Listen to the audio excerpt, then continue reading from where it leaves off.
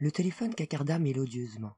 Il décrocha et, après un instant d'hésitation, dit « Bonjour, c'est moi ?» La réponse qu'il redoutait ne se fit pas attendre. « Oui, c'est toi. Comment vas-tu ?» Il soupira.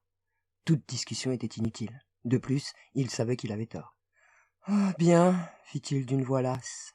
Le soudain élancement violent d'une rage de dents faillit lui couper le souffle, et il ajouta avec désespoir « N'oublie pas que tu dois faire vérifier ce plombage cet après-midi. »« Aïe, comme si je risquais d'oublier !» grogna la voix d'un ton irrité. Il y eut une pause.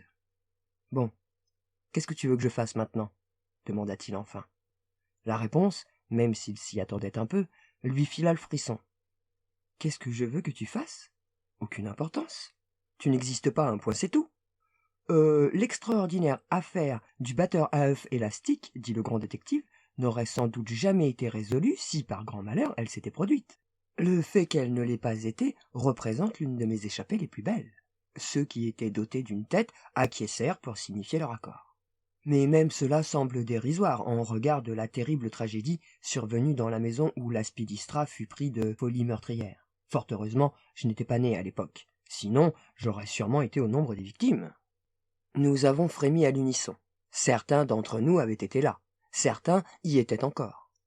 N'avez-vous pas été mêlé à cette curieuse affaire du hareng camphré ?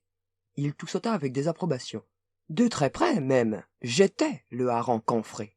À ce moment-là, 2 hommes sont arrivés pour m'emmener chez le taxidermiste. Aussi, je ne peux vous en dire plus. Ouf, fit l'homme en pyjama de soie rose. J'ai fait un rêve horrible cette nuit. Ah, fit l'autre indifférent. Oui, j'ai rêvé que ma femme m'avait empoisonné pour toucher l'assurance. C'était si précis que j'ai été drôlement content de me réveiller. Vraiment ? Remarqua son compagnon d'un ton courtois. Et où crois-tu donc être maintenant ?